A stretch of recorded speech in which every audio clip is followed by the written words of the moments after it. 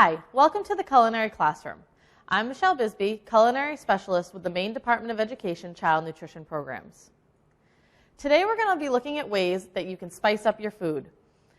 One thing that we know working in child nutrition programs is that you can't necessarily add a ton of spice to all of your foods that you'll be serving to a large audience. Some may not like it, some might not be able to tolerate it. So one really neat idea is creating what they call a flavor station.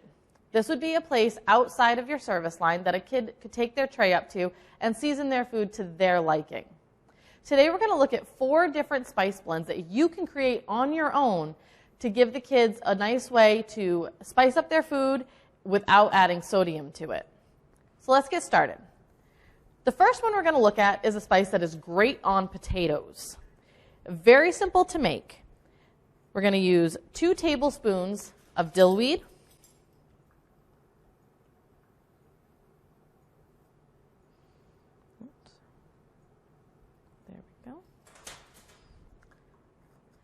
a tablespoon of garlic powder,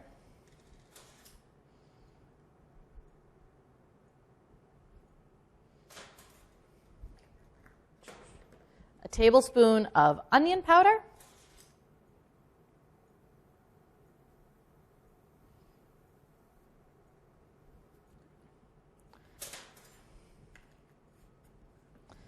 a tablespoon of paprika,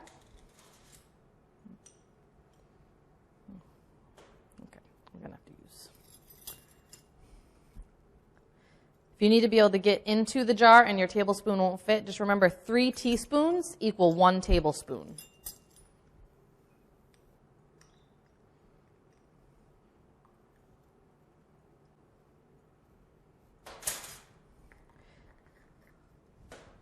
You got a tablespoon of dried parsley.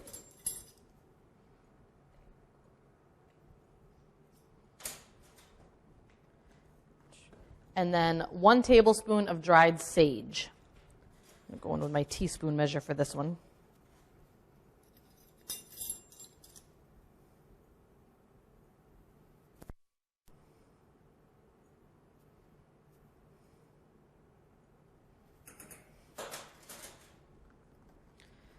All right. Then you can take a whisk and mix it up. With this one, because it has dried parsley, I'm actually going to go right in with my hands and kind of rub it a little bit just to break those up a little bit. As you see, I am wearing gloves. This would be considered a ready-to-eat food because it would be available to the students after the process of cooking has occurred. Give this a good mix right here. And then we're going to go ahead and put this in our own shaker that we have. You can buy these online at your dollar store, anything like that. They're great little shakers. They come with labels that you can write on yourself, or you could actually print your own that might have your school logo, things like that on them.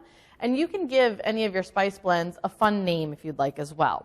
So we're going to take our container right there, our funnel that came with it, and we're going to carefully try and get all of this in here.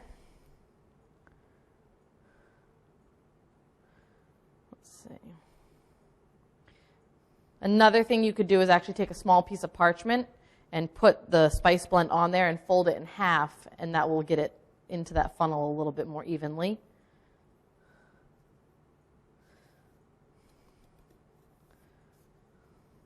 If you make a little bit of a mess, it's all right. I'm going to go ahead and shake that right off. And here, this one, we've actually decided to give it a fun name, calling it our Potato Pizzazz. And now it's ready to be shaken up on any potatoes that you serve, whether it be roasted potatoes, mashed potatoes, even French fries, things like that. All right, I'm going to get cleaned up and we'll be right back with our next one. For our next spice blend, we're going to do one that is great on vegetables and especially French fries. We've decided to have a little bit of fun with this one. We called it Flavor Your Fries. This one consists of 2 tablespoons of chili powder. Go right in with that. All right, I'm going to have to go in with that teaspoon measure again. There we go. 3, 1, 2, and 3. So 2 tablespoons of chili powder, 2 tablespoons of cumin,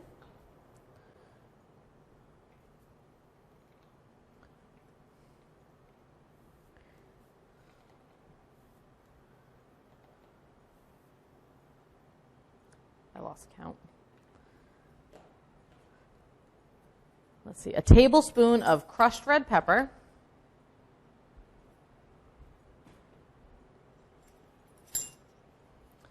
One tablespoon of onion powder.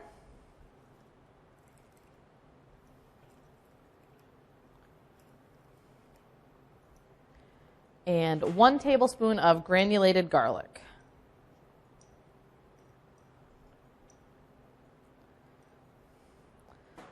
So again, like the potato one where it has the crushed red pepper, I'm going to go ahead and mix it up with my hands to kind of crush those up a little bit more. One thing you definitely want to be mindful of when you're buying the spice shakers is that they have a lid that will accommodate whatever you have inside. The particular ones that we bought here, they have some small holes, but they also have the ability to have a tab that lifts up. Obviously, with younger children, you might not really want to do that because they would probably dump way too much on the food. But just be mindful of the lids that you have on the shakers that you end up using. All right, so we're going to grab our funnel again. Go ahead and dump this right in carefully. And this would be a great, addition to your French fries or any vegetables. Just give them a little bit of a kick, too, with that crushed red pepper in there.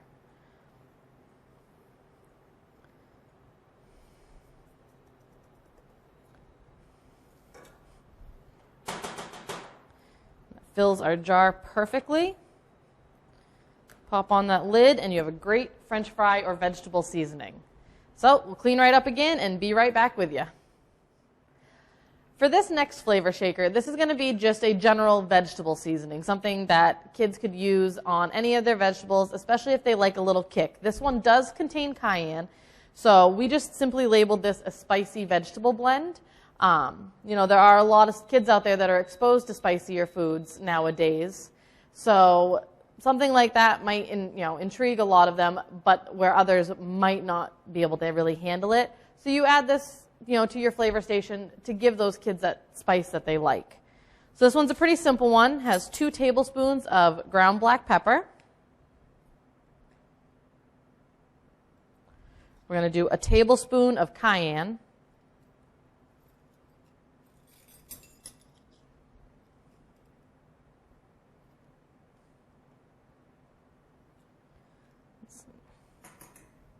A tablespoon of paprika.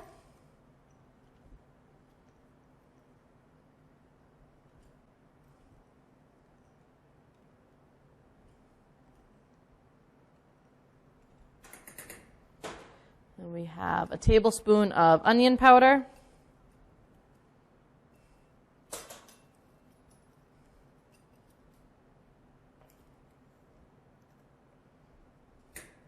And a tablespoon of garlic powder. As you'll see, you'll find onion and garlic in a lot of things. Those are kind of like the main basic spices just to add a little bit of flavor to your food. Let's see if we can get the rest of that out of there. All right. And this one doesn't have any large pieces in it, so I'm just going to go ahead and use my whisk to mix it up.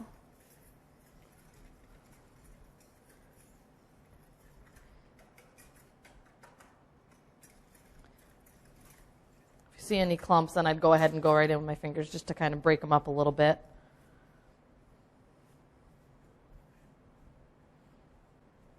This is also a great way to make sure that, any spices that you might be buying in bulk for your own use in the kitchen don't end up sitting on the shelf too long. Make these blends up and make it available to the students, and that way you'll always have your, fresher ground spices on your shelves. So we'll go ahead and put our funnel into our container again. And carefully get it all in there.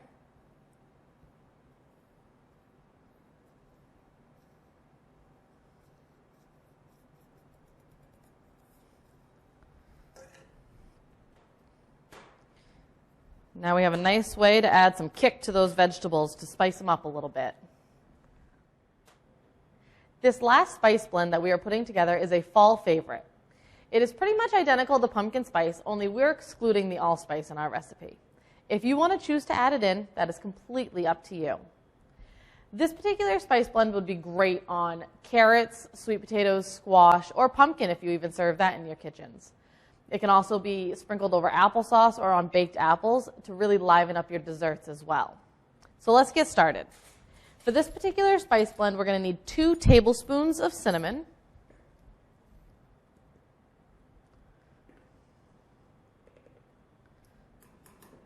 We need 1 tablespoon, and I'm going to go in with my teaspoon measure. Remember, 3 teaspoons equals a tablespoon. We need 1 tablespoon of cloves.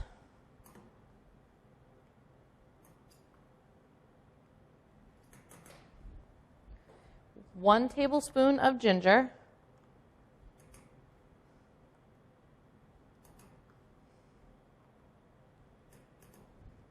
And 1 tablespoon of nutmeg.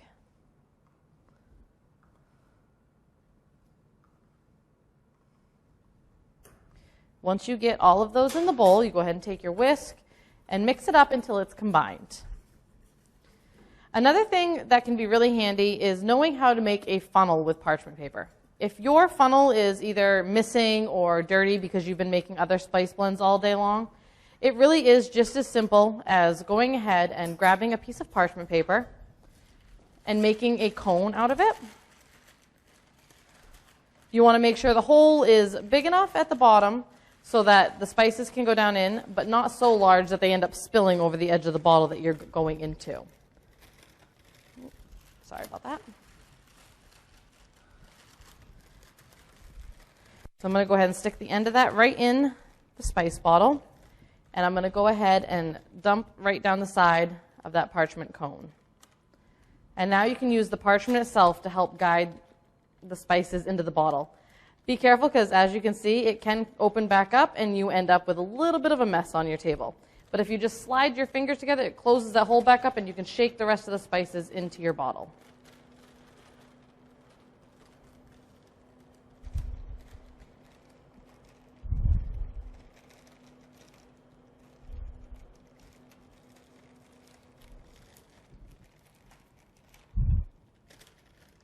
There we go. Now you can just add your label, your lid, and you have a nice pumpkin spice blend. Some things to keep in mind if you're going to decide to put a flavor station in your school are, 1, asking the students what they want to see on that station. Never hurts to ask. Of course, with a flavor station, you could have a ton of different combinations of spice blends to have available, or even sauces.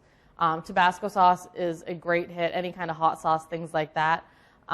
If you're going to do other sauces, I really highly suggest making your own, whether it be a buffalo sauce, a teriyaki sauce, things like that, so you can then have control over the sodium levels.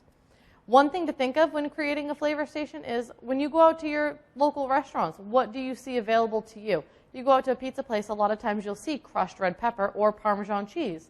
Those are some things you can put out on a flavor station as well. A nice Parmesan parsley blend would go great not only on pizza, but on potatoes as well.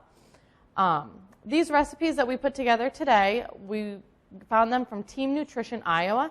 We will have them available with this video for you guys to have access to as well. And we would love to see and hear about any of the flavor stations that